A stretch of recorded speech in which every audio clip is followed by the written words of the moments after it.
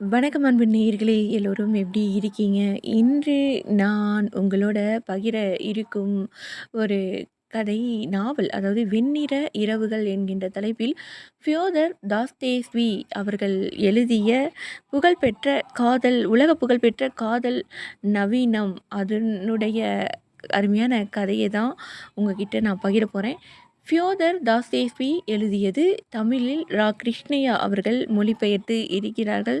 அந்த நாவலுக்குள் செல்லலாமா? "நின் காதல் நிழல்தனில் நின்று மகிழ்வோம்.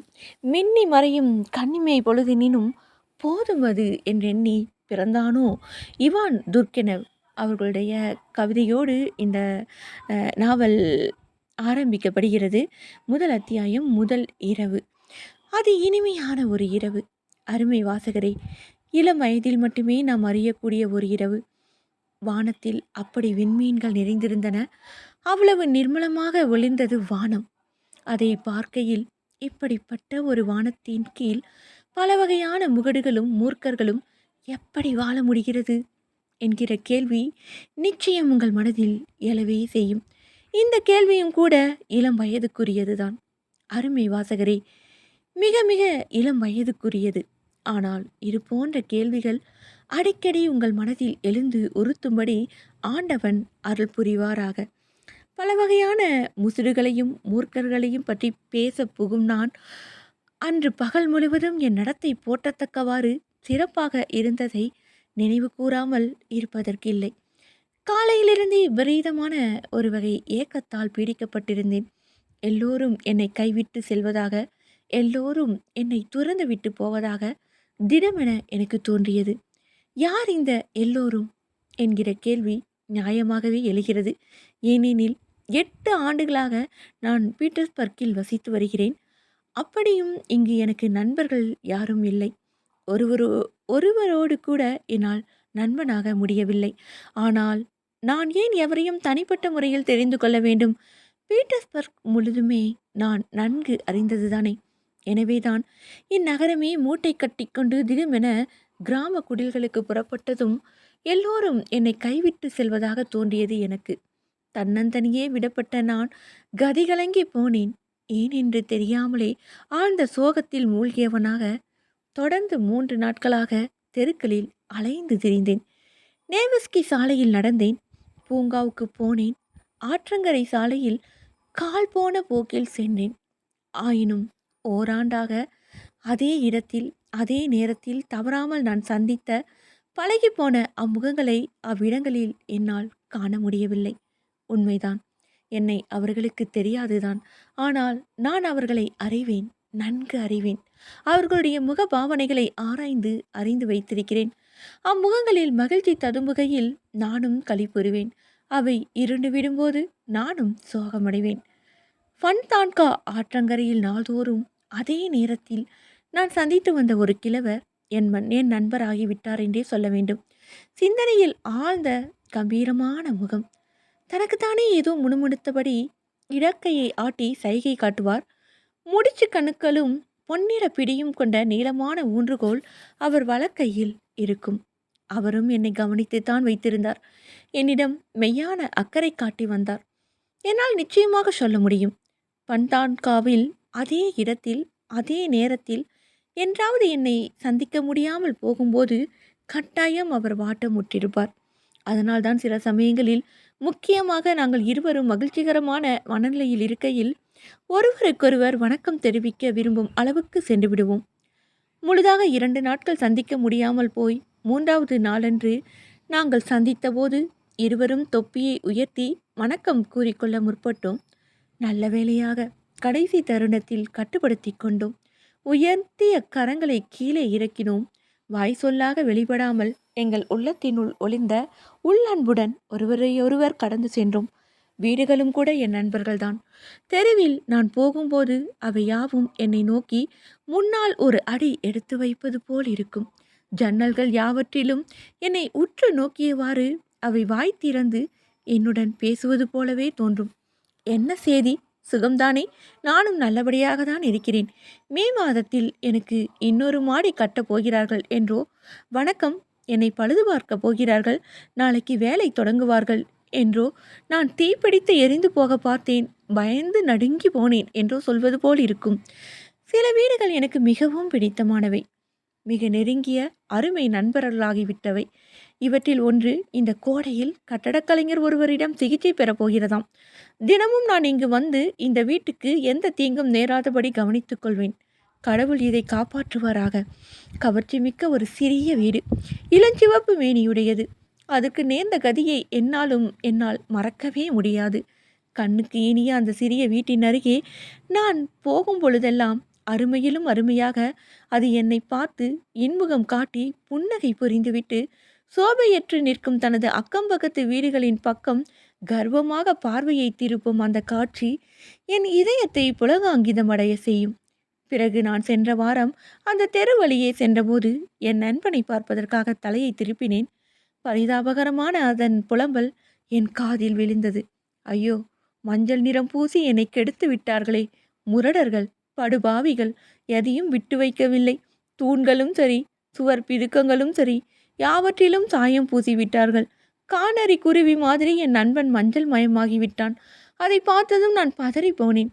பாவம், என் நண்பன் சீன பேரரசின் வர்ணம் பூசப்பட்டு உருக்குலைந்து விட்ட அக்காட்சியை காண செய்யாதவனாக இதுநாள் வரை நான் அந்த பக்கம் போகாமலே இருந்து வருகிறேன். ஆக அருமை வாசகரே, பீட்டர்ஸ்பர்க் நகரமே என் நண்பனாய் இருப்பதை நீங்கள் தெரிந்து கொள்ளலாம். ஏற்கனவே நான் சொன்னது போல் எனது கலக்கமுற்ற நிலை தொடர்ந்து 3 நாட்களுக்கு நீடித்த பிறகுதான் என்னால் இதற்குரிய காரணத்தை ஊகித்தறிந்த முடிந்தது. வெளியே தெருக்களில்தான் மனதுக்கு அமைதி இல்லை.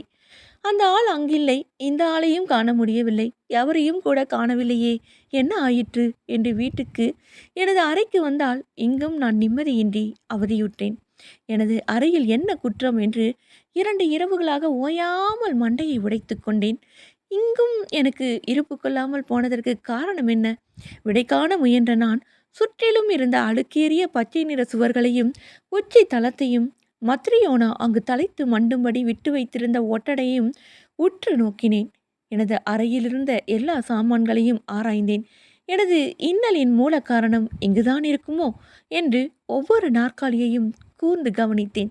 ஏனெனில் முதல் நாள் இருந்த இடத்திலிருந்து எந்த நாற்காலியாவது மாற்றப்பட்டு விட்டதாக தெரிந்தால் போதும், நான் அமைதி இழந்து விடுகிறவன். பிறகு சன்னல் பக்கம் திரும்பி பார்த்தேன். அப்படியும் என் மனம் ஆறுதல் அடையவில்லை. மத்ரியோனாவை கூப்பிட்டு ஒட்டடை குறித்தும் பொதுவாக ஒழுங்கில்லாத வேலை குறித்தும் பெரிய மனித தோரணையில் கொஞ்சம் கண்டிக்கலாம் என்று கூட எனக்கு ஒரு யோசனை தோன்றிற்று. ஆனால் அவள் வியப்புற்றவளாய் என்னை ஏறி இறங்க பார்த்துவிட்டு வாய் திறந்து ஒரு வார்த்தை சொல்லாமலே அறையில் இருந்து போய்விட்டாள். ஆகவே ஒட்டடை பத்திரமாக அப்படியே தான் இருந்து வருகிறது. முடிவில் இன்று காலையில்தான் விஷயம் எனக்கு விளங்கிற்று. ஆம், எல்லோரும் என்னை துறந்துவிட்டு வெட்கங்கெட்டவர்களாக அல்லவா கிராம குடில்களுக்கு ஓடினர். தரம் குறைந்த இச்சொற்களுக்காக என்னை நீங்கள் மன்னிக்க வேண்டும். ஆனால் மரியாதையுள்ள வார்த்தைகளை தேடி கையாளும் நிலையில் நான் இல்லை. ஏனெனில் பீட்டர்ஸ்பர்க்கில் வசித்த எல்லோருமே தமது கிராம குடில்களுக்கு போய்க் கொண்டிருந்தனர் அல்லது ஏற்கனவே போய்விட்டனர்.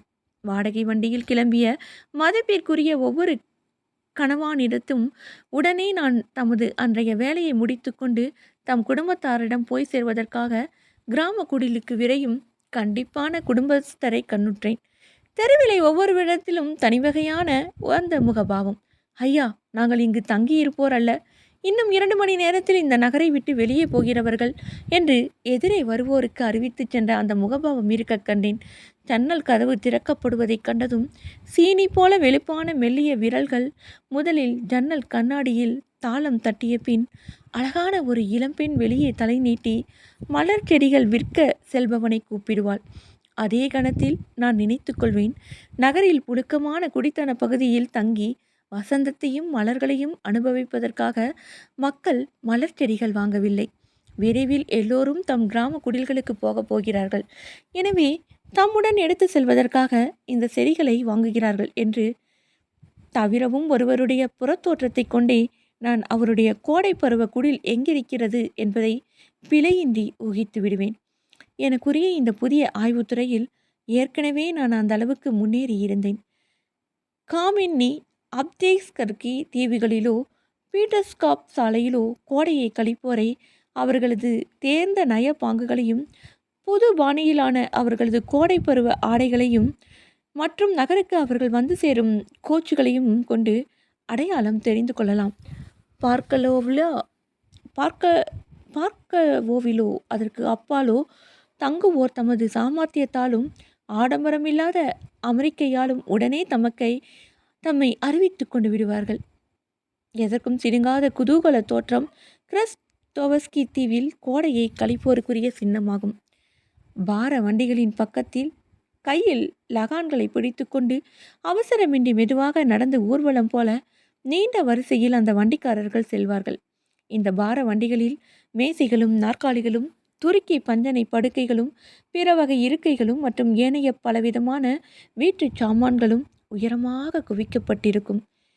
இவை யாவற்றுக்கும் மேலே எலும்பும் தோலுமாக சமையல்காரி ஒருத்தி தன் எசமானருடைய உடைமைகளுக்கு காவல் புரிந்து யாவற்றுக்கும் தலைமை வகிப்பது போல உச்சியிலே வீற்றிருப்பாள்.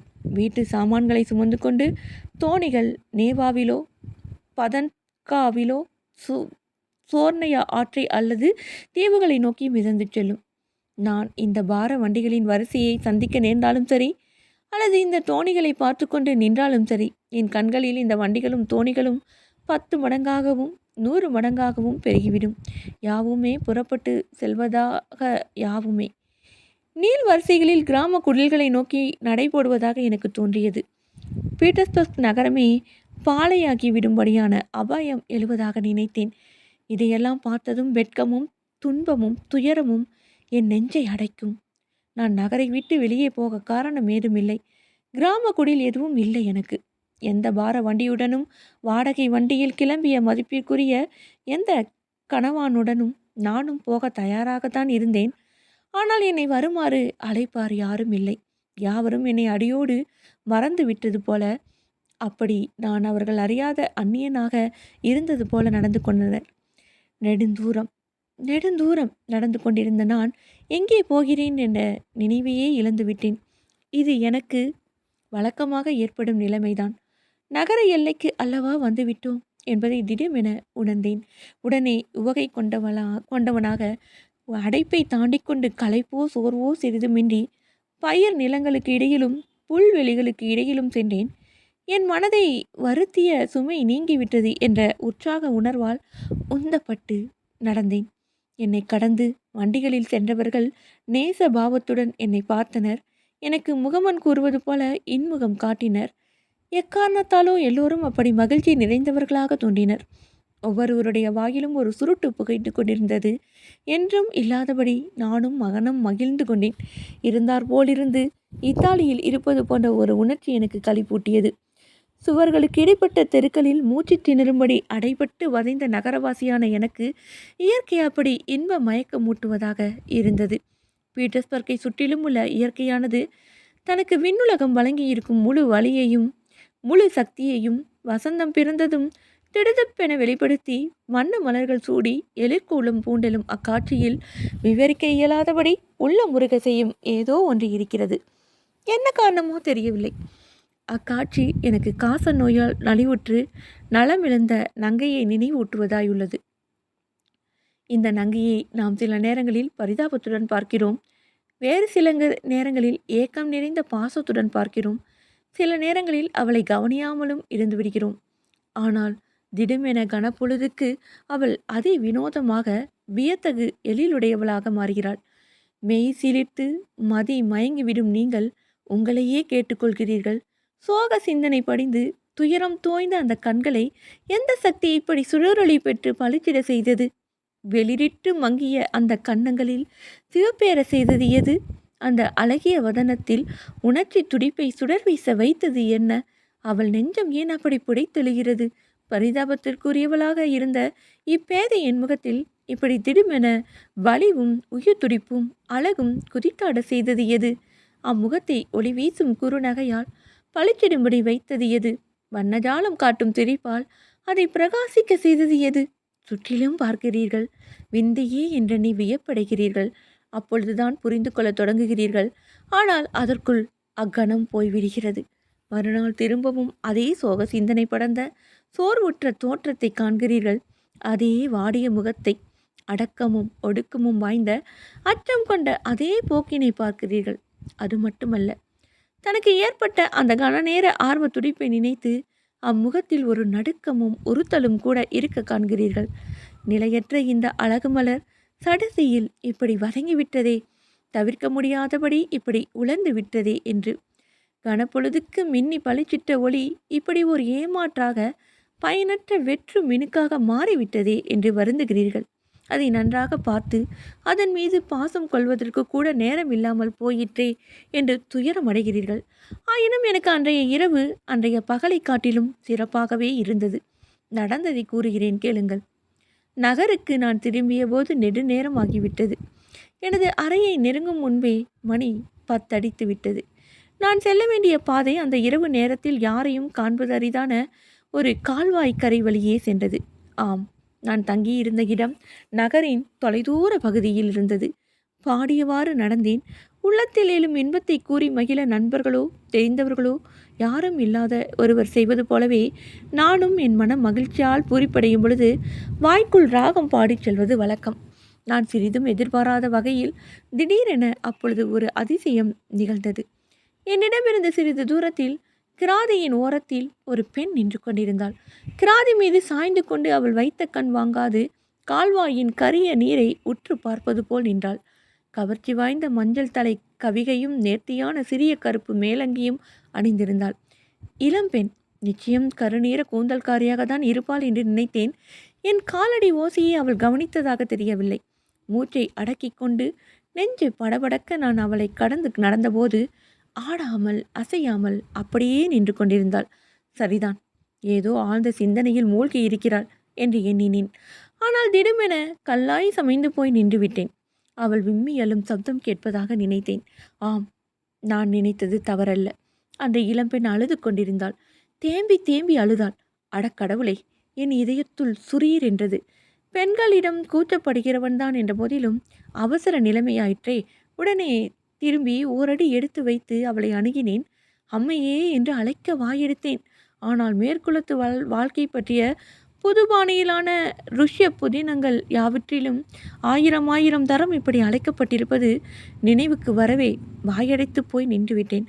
தக்கபடி எப்படி தொடங்கலாம் என்று நான் ஆலோசித்து கொண்டிருக்கையில் அந்த பெண் சுய நினைவு பெற்று திரும்பி பார்த்துவிட்டு தன்னை கட்டுப்படுத்தி கொண்டு பார்வையை கவிழ்த்தவாறு அங்கிருந்து நழுவி என்னை தாண்டி கால்வாய்க்கரையில் நடந்தாள். உடனே நானும் அவளை பின்தொடர்ந்தேன். ஆனால் நான் வருவது தெரிந்ததும் அவள் தெருவின் எதிர்ப்பக்கத்துக்கு சென்று அங்கே நடைபாதையில் நடக்கலானாள். எதிர்ப்பக்கத்துக்கு செல்ல எனக்கு துணிவு வரவில்லை. பிடிபட்டுவிட்ட குருவியின் நெஞ்சு போல் என் நெஞ்சு படபடுத்தது. அதன் பின் சந்தர்ப்பவசமாக நடைபெற்ற ஒரு சம்பவம் எனக்கு துணை புரிந்தது. நீள்கோட்டு அணிந்து வயதில் மதிப்பிற்குரியவராக இருப்பினும் நடத்தையில் அப்படி இல்லாத கணவான் ஒருவர் திடீரென எதிர்ப்பக்கத்து நடைபாதையில் அந்த பெண்ணின் அருகே தோன்ற கண்டேன். தட்டு தடுமாறி ஆடியவாறு நடந்த அவர் கீழே விழுந்து விடாமல் இருப்பதற்காக இடையிடையே சுவரை பிடித்து கொண்டார். அந்த பெண் விரைந்து சென்றாள்.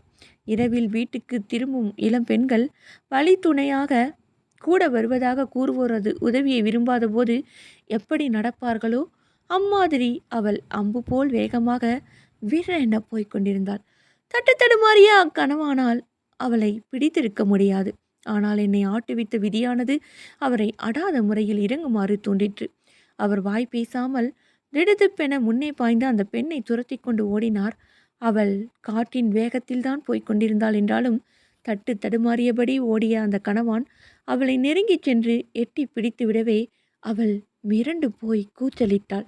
நான் செய்த பாக்கியம், எனது வலது கரத்தில் குண்டு கணுக்களுடைய அற்புதமான கைத்தடி இருந்தது. நொடி பொழுதில் தெருவின் எதிர்ப்பக்கத்தை அடைந்தேன்.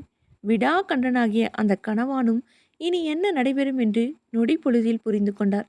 எதிர்த்து நிற்க முடியாத கைத்தடியின் வாதத்துக்கு பணிந்து வாய் பேசாமல் நின்ற அவர் நாங்கள் நெடுந்தூரம் சென்ற பிற்பாடு மிகவும் கடுமையாகவே என் மீது வசை மாறி பொழிந்தார். பயனில்லை. அவருடைய வசைமொழிகள் வக்கற்று போய் காற்றிலே கலந்தன. இப்படி கொடுங்கள் கையை, இனி அந்த ஆள் நம் பக்கம் வரமாட்டார் என்று அந்த இளம்பெண்ணிடம் கூறினேன். கையை கொடுத்தால் பீதியாலும் கிளர்ச்சியாலும் இன்னமும் அது நடுங்கிக் கொண்டிருந்தது. நான் அறியாத கணவானே, வாழ்க நீ என்றல்லவா அப்பொழுது உம்மை வாயார வாழ்த்தினேன். என் பார்வை கன நேரம் அவள் மீது பதிந்துவிட்டு திரும்பிற்று. இனிமையின் உருவாய் கருநீர கூந்தல் உடையவளாக நான் நினைத்தபடியே இருந்தாள். அவள் கன்னிமிகளின் கருமுடிகளில் கண்ணீர் பளிச்சிட்டது. சற்று முன் அவள் பீதியுற்றதன் விளைவா, அல்லது அதற்கு முன் விம்மி அழுதபோது தோன்றியதா நான் அறியேன். ஆனால் இப்பொழுது அவள் உதடுகளில் மகிழ்ச்சி புன்னகை தவழ்ந்தது. கடைக்கண்ணால் அவளும் என்னை நோட்டமிட்டாள். லேசாக முகம் சிவந்தது. உடனே பார்வையை கவிழ்த்து கொண்டாள். இப்பொழுது தெரிகிறதா, என்னை நீங்கள் உதறி தள்ளிவிட்டு போயிருக்க கூடாதென்று. நான் பக்கத்தில் இருந்திருந்தால் இப்படி நேர்ந்திருக்காது அல்லவா? ஆனால் அப்பொழுது எனக்கு தெரியாது. உங்களை நான் நினைத்து கொண்டேன். நீங்களும் அப்படியானால் இப்பொழுது தெரிந்து கொண்டாயா என்னை? கொஞ்சம் தெரிந்து கொண்டேன். முதலில் இதை சொல்லுங்கள். உங்களுக்கு ஏன் இந்த நடுக்கம்? எடுத்த எடுப்பிலே நீங்கள் சரியானபடி ஊகித்து விட்டீர்களே நான் எப்படிப்பட்டவன் என்று. அதற்குள் அறிந்து கொண்டு விட்டீர்களே என்று சொல்லி சமர்த்து பெண்ணாக இருக்கிறாளே, சாமர்த்தியமும் அழகும் இப்படி ஒன்று சேர்வது அரிதாயிற்றே என்று மகிழ்ந்து கொண்டேன். பெண்களிடம் கூச்சப்படுகிறவன் நான். சற்று முன்பு அந்த கணவான் உங்களை மிரள செய்தபோது நீங்கள் எப்படி கதிகலங்கி போனீர்களோ அப்படி இப்பொழுது நான் கலங்கி போயிருக்கிறேன். கிளி பிடித்த மாதிரி இருக்கிறது. எனக்கு இதெல்லாம் ஒரு கனவு போல இருக்கிறது. ஏன் கனவிலும் கூட ஒருபோதும் நான் ஒரு பெண்ணுடன் பேசுவதென்று நினைத்ததில்லையே. அப்படியா? மெய்தானா? ஆமாம். என் கை ஏன் நடுங்குகிறது என்றால், இதற்கு முன் என்னாலும் அது உங்களுடைய கையை போன்ற நேர்த்தியான மென்மையான கையால் பிடிக்கப்பட்டதில்லை. பெண்களுடன் எப்படி பழகுவதென்பதையே மறந்துவிட்டேன். இல்லை, என்னுமே அவர்களுடன் பழகி அறியாதவன் நான். தன்னந்தனியாக இருந்து வருகிறேன். அவர்களுடன் எப்படி பேசுவதென்று கூட எனக்கு தெரியாது. இப்பொழுது கூட பேச தெரியாமல் எதையாவது உங்களிடம் சொன்னாலும் சொல்லியிருப்பேன். அப்படி ஏதாவது இருந்தால் நீங்கள் மறைக்காமல் கூற வேண்டும். நான் ஒன்றும் தவறாய் நினைத்து கொள்ள மாட்டேன். இல்லை இல்லை, அதெல்லாம் ஒன்றுமில்லை. மறைக்காமல் கூறும்படி நீங்கள் கேட்பதால் இதை சொல்கிறேன். கூச்சப்படுவர்களை பெண்களுக்கு மிகவும் பிடிக்கும். இன்னும் சொல்வதெனில் எனக்கும் இவர்களை ரொம்ப பிடிக்கும். என் வீட்டுக்கு போய் சேரும் வரை என்னிடமிருந்து உங்களை நான் போக சொல்லப் போவதில்லை. அப்படியா என்றேன். ஆனந்தம் தாங்காமல் எனக்கு மூச்சு திணறிற்று. அப்படியானால் என்னுடைய கூச்சத்தை நீங்கள் நொடி பொழுதில் பறந்தோட செய்து விடுவீர்கள். பிறகு நான் எனக்குள்ள இந்த ஒரே ஒரு சாதனத்தையும் இழந்தவனாகி விடுவேன். சாதனமா? என்ன சாதனம்? நன்றாயில்லை உங்களது பேச்சு. என்னை மன்னித்து விடுங்கள். வாய் தவறி சொல்லிவிட்டேன். இன்னொரு தரம் இம்மாதிரி நடைபெறாது. ஆனால் நீங்களே சிந்தித்து பாருங்கள். இது போன்ற ஒரு சந்தர்ப்பத்தில் எப்படி நான் விரும்பாதிருக்க முடியும்? பிரத்தியாருக்கு நான் பிடித்தமானவனாக இருக்க வேண்டுமென்றா? ஆம். எப்படி நான் விரும்பாதிருக்க முடியும்? நீங்கள் என் மீது அன்பு காட்ட வேண்டும். உங்களுக்கு புண்ணியம் உண்டு. நீங்கள் அன்பு காட்ட வேண்டும். என் நிலையை கொஞ்சம் யோசித்து பாருங்கள். எனக்கு 26 வயதாகிறது. இன்னும் நான் யாருடனும் பேசி பழகி அறியாதவன். ஆகவே திருத்தமாகவும் திறம்படவும் தடங்களின்றியும் என்னால் எப்படி பேச முடியும்? ஒளிவு மறைவு இன்றி மனமிட்டு யாவற்றையும் சொன்னால் உங்களுக்கும் நல்லதுதானே. என்னுள் என் இதயம் கூச்சலிடுகிறது. என்னால் பேசாமல் மௌனமாய் இருக்க முடியவில்லை. சரி, அது இருக்கட்டும். நம்ப முடியுமா உங்களால்? ஒரே ஒரு பெண்ணையாவது எனக்கு தெரியுமா? தெரியாது. யாருமே இல்லை. அறிமுகமானவள் என்று சொல்லிக்கொள்வதற்கு கூட யாருமில்லை. கனவு மட்டும் நாள் தவறாமல் கண்டு வருகிறேன். காலம் வரும், என்றோ எங்கோ நான் சந்திக்கவே போகிறேன் என்று. இம்மாதிரி எத்தனை தரம் நான் காதல் கொண்டிருப்பேன் தெரியுமா? அது எப்படி? யார் மீது? ஓ, யார் மீதும் அல்ல. அப்படி ஒரு கருத்தின் மீது. என் கனவுகளில் நான் சந்திப்பவளின் மீது. கனவுகளில் பெரும் காதல் காவியங்களை புனிபவன் நான். ஆம், உங்களுக்கு தெரியாது என்னை. 2 பெண்களை சந்தித்திருக்கிறேன். மெய்தான். ஆனால் எப்படிப்பட்ட பெண்கள் அவர்கள்? சர்வசாதாரணமானவர்கள். அடுப்பங்கரை பெண்கள். உங்களுக்கு சிரிப்பு வரும். ஆனாலும் இதை சொல்கிறேன். தெருவிலே யாராவது பிரபுகுல சீமாட்டியுடன் தற்செயலாக பேசுவது போல அவள் தனியே இருக்கிற போதுதான் உரையாடி பார்க்கலாம் என்று அடிக்கடி நான் நினைத்திருக்கிறேன். எனக்கு கூச்சமாக தான் இருக்கும். மரியாதையாகவும் உணர்ச்சிகரமாகவும் பேசுவேன். தனிமை தாழாமல் நான் மடிவதாக சொல்வேன். எந்த பெண்ணுடனும் பரிச்சயம் பெற வழியில்லாதவன். என்னை உதறி தள்ள வேண்டாம் என்று மன்றாடுவேன். வருந்தத்தக்க நிலையிலுள்ள என் போன்ற ஒரு மனிதனின் பரிதாபமான வேண்டுகோளை காது கொடுத்து கேட்பது பெண் என்ற முறையில் அவளது கடமையும் ஆகும் என்பதை உணர்த்துவேன். அப்படி ஒன்றும் நான் அதிகமாக கேட்கவில்லை. உடனே என்னை போக சொல்லாமல் சகோதரிக்குரிய அனுதாபத்துடன் 2 வார்த்தை பேசும்படிதானே கேட்கிறேன். என்னை நம்ப தகுந்தவனாக கொண்டு நான் சொல்வதை காது கொடுத்து கேட்க வேண்டும் என்கிறேன். அவ்வளவுதானே. அவள் விருப்பம் அப்படியானால் என்னை பார்த்து சிரிக்கட்டும். ஆனால் எனக்கு கொஞ்சம் நம்பிக்கை அளிக்க வேண்டும். திரும்பவும் சந்திக்கப் போவதில்லை என்றாலும் கூட வாய் திறந்து சில வார்த்தைகள் வேண்டும் என்கிறேன். அதிகம் வேண்டாம். 2 வார்த்தை. ஆனால் நீங்கள் சிரிப்பது தெரிகிறது எனக்கு. அதற்காகத்தானே இவற்றையெல்லாம் உங்களிடம் சொல்கிறேன். நீங்கள் வருத்தப்படக்கூடாது. நான் ஏன் சிரிக்கிறேன் என்றால், நீங்களே உங்களுக்கு எதிரியாக இருக்கிறீர்கள். நீங்கள் முயற்சி செய்து பார்த்திருந்தால் வெற்றி கிட்டியிருக்கலாம். தெருவிலே நடப்பதாகவே இருக்கட்டுமே, முடியுமானால் அதுவும் நல்லதுதானே. நல்ல சுபாவமுள்ள எந்த பெண்ணும் அப்படி மன்றாடி கேட்கும் பொழுது 2 வார்த்தை கூட பேசாமல் உங்களை போக சொல்லிவிட மாட்டாள். அசடாக அல்லது அந்த நேரத்தில் எதை பற்றியோ கோபம் கொண்டவளாக இருந்தால் ஒழிய அப்படி செய்ய எங்களுக்கும் மனம் வராது. அடையை யோசிக்காமலே பேசுகிறேன் நான். ஆம், உங்களை பைத்தியக்காரன் என்றுதான் நினைத்து கொண்டு விடுவாள். எல்லோரும் என்னை போன்றே இருப்பார்கள் என்று எண்ணிவிட்டேன். உலகில் வாழ்வோர் எப்படிப்பட்டவர்கள் என்பது பற்றி எனக்கு தெரிந்தது அவ்வளவுதான். ஓ, நன்றி உங்களுக்கு. இப்பொழுது எனக்கு எவ்வளவு பெரிய காரியம் செய்திருக்கிறீர்கள் என்று உங்களுக்கு தெரியாது என்று வாய்விட்டு கூறினேன். அது சரிதான். ஆனால் இதை சொல்லுங்கள், நான் இந்த மாதிரி இருப்பேன் என்று உங்களுக்கு எப்படி தெரிந்தது? அதாவது நீங்கள் பழகுவதற்கும் நட்பு கொள்வதற்கும் ஏற்றவளாக இருப்பேன் என்று. நீங்கள் சொன்னீர்களே அடுப்பங்கரை பெண் என்று, அம்மாதிரி இருக்க மாட்டேன் என்று எப்படி தெரிந்தது? நீங்கள் ஏன் என்னை அணுகலாம் என்று நினைத்தீர்கள்? ஏன் நினைத்தேனா? நீங்கள் தனியே இருந்தீர்கள். அந்த கணவன் எதற்கும் துணிந்தவராக இருந்தார். இரவு நேரம். ஆகவே நீங்களே ஒத்துக்கொள்ளலாம். அம்மாதிரியான நிலைமையில் அது என் கடமை. நான் அதை கேட்கவில்லை. அதற்கு முன்பு தெருவில் அந்த பக்கத்திலே இருந்தபோது என்னிடம் வர விரும்பினீர்கள் அல்லவா? தெருவின் அந்த பக்கத்திலா? உண்மையில் எப்படி சொல்வதென்று எனக்கு தெரியவில்லை. இன்று நான் மகிழ்ச்சியால் பூரிப்புற்றிருந்தேன் தெரியுமா உங்களுக்கு? நான் பாடிக்கொண்டே நடந்து வந்தேன். நகருக்கு வெளியே போய் விட்டு வந்தேன். என்றும் இல்லாதபடி அப்படி இன்ப களிப்புற்றிருந்தேன். ஆனால் நீங்கள், அது என் கற்பனையாகவே இருந்திருக்கலாம். அதை நினைவுபடுத்துவதற்காக மன்னிக்க வேண்டும். நீங்கள் அழுவதாக நினைத்தேன். அதை என்னால் சகிக்க முடியவில்லை. என் இதயம் வெடித்து விடும் போல் இருந்தது. அட தெய்வமே, உங்களுக்காக வருந்துவதற்கு கூடவா அனுமதி இல்லை எனக்கு? உங்கள் பால் சகோதர அனுதாபம் கொள்வது கூட தகாத செயலா என்ன? என்னை மன்னிக்க வேண்டும். அனுதாபம் கொண்டதாக கூறினேன். சரி, அதிகம் நீட்டாமலே சொல்கிறேன். உங்களிடம் வர வேண்டும் என்று என்னையும் மீறி திடீரென்று எனக்கு ஒரு விருப்பம் ஏற்பட்டது குற்றம் அல்லவே? போதும், அதை பற்றி இனி பேச வேண்டாம் என்று அவள் என் கையை அழுத்தி பிடித்து கொண்டாள். தவறு என்னுடையதுதான். நான் தான் இந்த பேச்சை தொடங்கினேன். ஆனால் உங்களை பற்றி நான் நினைத்தது தவறாகிவிடவில்லை. என் மனம் மகிழ்கிறேன். சரி, இதோ வந்துவிட்டோம். இந்த சந்தில் தான் நான் திரும்ப வேண்டும். 2 தப்படி நடந்தால் போதும். போய் வருகிறேன். வணக்கம். உங்களுக்கு நன்றி. அவ்வளவுதானா? சாத்தியம்தானா இது? இனி நாம் சந்திக்கப் போவதில்லையா? இதோடு யாவும் முடிந்து விட வேண்டியதுதானா? நீங்களே பாருங்கள், ஆரம்பத்தில் சொன்னீர்கள் நீங்கள் விரும்பியது எல்லாம் 2 வார்த்தை தான் என்று. ஆனால் இப்பொழுது என்று அந்த பெண் சிரித்து கொண்டாள். நான் உறுதியாக ஒன்றும் சொல்ல விரும்பவில்லை. ஒருவேளை திரும்பவும் நாம் சந்திக்க நேரலாம். நாளைக்கு இங்கு வந்து காத்திருப்பேன் என்றேன் நான். ஓ, நீங்கள் என்னை மன்னிக்க வேண்டும். விடாக்கண்ணனாக உங்களை தொலை செய்கிறேன். ஆம், நீங்கள் பொறுமையில்லாதவராக இருக்கிறீர்கள். விடாக்கண்ணன் மாதிரி தான் இருப்பீர்கள் போல் இருக்கிறது. இதை கேளுங்கள், இதை கேளுங்கள் என்று அவளை இடைமறித்தேன். திரும்பவும் நான் ஏதாவது தவறுதலாக பேசினால் என்னை மன்னிக்க வேண்டும். ஆனால் என் நிலை இதுதான். என்னால் நாளைக்கு இங்கு வராமல் இருக்க முடியாது. நான் கனவு காண்கிறவன், மெய்யான வாழ்க்கை அதிகம் இல்லாதவன். இப்பொழுது கிடைத்துள்ள இது போன்ற தருணங்கள் எனக்கு வாய்ப்பது அரிதாகையால் என் கனவுகளில் இவற்றை நான் திரும்ப திரும்ப வாழ்ந்து மகிழ்ந்து கொண்டுதான் இருப்பேன். இரவு முழுதும் நான் உங்களை பற்றி கனவு காண்பேன். வாரம் முழுதும் ஓராண்டு பூராவும் உங்களை பற்றி கனவு காண்பேன். நாளைக்கு நிச்சயம் நான் இங்கு வருவேன். இதே இடத்துக்கு இதே மணி நேரத்துக்கு வருவேன். முந்தைய நாள் நடந்ததையெல்லாம் நினைத்து ஆனந்தம் அடைவேன். இதற்குள்ளாகவே எனக்கு இந்த இடம் நினைக்க நினைக்க இன்பம் தரும் இடம் ஆகிவிட்டது. பீட்டர்ஸ்பர்க்கில் எனக்கு இது போன்ற 2-3 இடங்கள் இருக்கின்றன. ஒருமுறை என் நினைவுகள் என்னை அழ செய்துவிட்டன. நீங்கள் அழுதீர்களே, அதுபோல.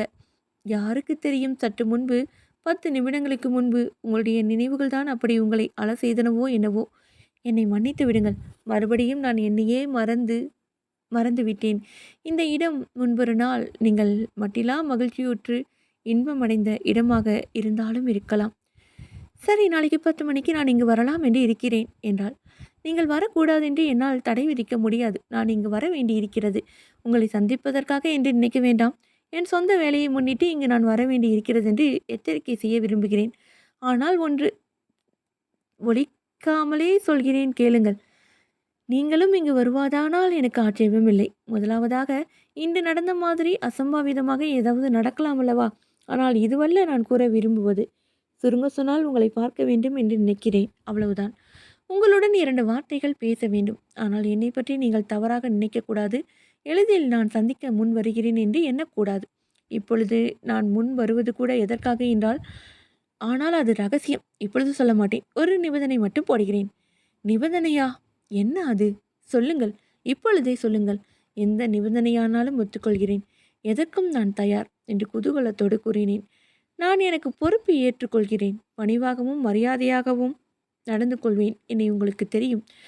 உங்களை எனக்கு தெரியும் என்பதால் தான் நாளைக்கு இங்கே வரும்படி அழைக்கிறேன் என்று சிரித்தவாறு பதிலளித்தாள். உங்களை நன்றாக தெரியும் எனக்கு. ஆனால் ஒரு நிபந்தனையின் பேரில் தான் வர வேண்டும். நினைவிருக்கட்டும். தயவு செய்து நீங்கள் நான் சொல்கிறபடி நடந்து கொள்ள வேண்டும். நீங்களே பாருங்கள், எதையும் நான் மறைக்காமல் சொல்கிறேன். நீங்கள் என் மீது காதல் கொள்வதில்லை என்ற நிபந்தனையின் பேரில் தான் வர வேண்டும். அப்படி எதுவும் நடைபெறக்கூடாது. தீர்மானமாக சொல்கிறேன். உங்களுடன் நட்பு கொள்வதற்கு தயாராயிருக்கிறேன். இதோ என் நேசக்கரம். ஆனால் என் மீது நீங்கள் காதல் கொள்ளக்கூடாது என்று வேண்டுகிறேன். சத்தியம் செய்து தருகிறேன் என்று கூறியவாறு அவள் கையை பற்றி கொண்டேன். வேண்டாம், சத்தியம் செய்ய வேண்டாம். எனக்கு தான் தெரியுமே, வெடிவர் இந்த மாதிரி நீங்கள் ஆர்த்தெழுந்து விடக்கூடிய ஆள் என்று. இப்படி சொல்வதற்காக கோபித்துக் கொள்ளாதீர்கள். என்னை பற்றி தெரிந்திருந்தால் ஒருபோதும் நீங்கள் கோபித்துக் கொள்ள மாட்டீர்கள். என்னுடன் பேசுவதற்கு யாரும் இல்லை. ஆலோசனை கூற எவரும் இல்லை. மெய்தான், ஆலோசகர்களை தேடி பிரிப்பதற்கு தெரு தக்க இடம் அல்ல. ஆனால் நீங்கள் இதற்கு ஒரு விதி விலக்கு. 20 ஆண்டுகளாக நாம் இருவரும் நண்பர்களாக இருப்பது போல் அவ்வளவு நன்றாக உங்களை தெரிந்து கொண்டு விட்டதாக நினைக்கிறேன். உங்கள் வாக்குறுதியை மீற மாட்டீர்களே? நீங்கள் தான் பாருங்களேன். ஆனால் இடையிலுள்ள பொழுதில் எப்படி நான் உயிர் பிழைத்திருக்கப் போகிறேனோ தெரியவில்லை. நிம்மதியாக தூங்குங்கள். அதுதான் வழி. போய் வருகிறேன். என் நம்பிக்கைக்கு உரியவராக உங்களை ஏற்றுக்கொண்டு விட்டேன் என்பது நினைவிருக்கட்டும். உள்ளத்தில் எழும் உணர்ச்சி ஒவ்வொன்றுக்குமா சகோதர அனுதாபத்துக்கு கூடவா நியாயம் கூறிக்கொண்டிருக்க வேண்டும் என்று நீங்கள் எவ்வளவு நன்றாக சொன்னீர்கள். உங்களை நம்பலாம். உங்களிடம் சொல்லலாம் என்று உடனே என் மனதுக்குள் ஒரு எண்ணம் தோன்றுபடி நீங்கள் அதை அவ்வளவு நன்றாக கூறினீர்கள் தெரியுமா? நிச்சயமாக சொல்லலாம். என்ன அது? சொல்லுங்கள். புண்ணியம் உண்டு. நாளை வரை காத்திருங்கள். அதுவரை தெரியாத ரகசியமாய் இருக்கட்டும். உங்களுக்கும் நல்லதுதான். அதுவரை காவியம் போல் உங்களது கற்பனையை கிளறுவதாய் இருக்கட்டும். யாவற்றையும் நாளைக்கு உங்களிடம் சொன்னாலும் சொல்வேன். சொல்லாமல் இருந்தாலும் இருப்பேன். முதலில் உங்களுடன் மேலும் பேசுவேன். ஒருவரை ஒருவர் நாம் இன்னும் நன்றாக தெரிந்து கொள்வோம். சரி, அப்படியே செய்யலாம். நாளைக்கு என்னை பற்றி உங்களிடம் யாவற்றையும் சொல்கிறேன். ஆனால் என்ன இது? நம்ப முடியாத அதிசயமாக இருக்கிறதே. தெய்வமே, நான் எங்கே இருக்கிறேன்? இதை சொல்லுங்கள். உங்களுக்கு மனக்குறை எதுவும் இல்லையே? ஏன் கேட்கிறேன் என்றால், வேறு யாரையும் போல நீங்கள் கோபப்படவே இல்லை. ஆரம்பத்திலேயே என்னை தூர விலகி போக சொல்லவில்லை. 2 நிமிடங்களில் நீங்கள் என்னை என்றென்றைக்குமாக இன்பமடைய செய்துவிட்டீர்கள். ஆம், இன்பத்தில் திளைக்க செய்துவிட்டீர்கள். ஒரு கால் என்னுடன் எனக்கு இணக்கம் உண்டாக்கி வைத்து விட்டீர்களா? அறியேன் நான். அல்லது எல்லாம் என் கற்பனைதானா? சரி, யாவற்றையும் நாளைக்கு உங்களிடம் சொல்கிறேன். யாவற்றையும் நீங்கள் தெரிந்து கொள்வீர்கள். ஆம், யாவற்றையும். சரி, ஆகட்டும். நீங்கள் தான் பேச வேண்டும். அதற்கென்ன? பேசுகிறேன். வணக்கம். வணக்கம். இருவரும் விடைபெற்று கொண்டோம். இரவு முழுவதும் நான் நடந்தேன். அறைக்கு திரும்ப மனமில்லை. அப்படி இன்ப களிப்புற்றேன். நாளை மீண்டும் சந்திப்போம்.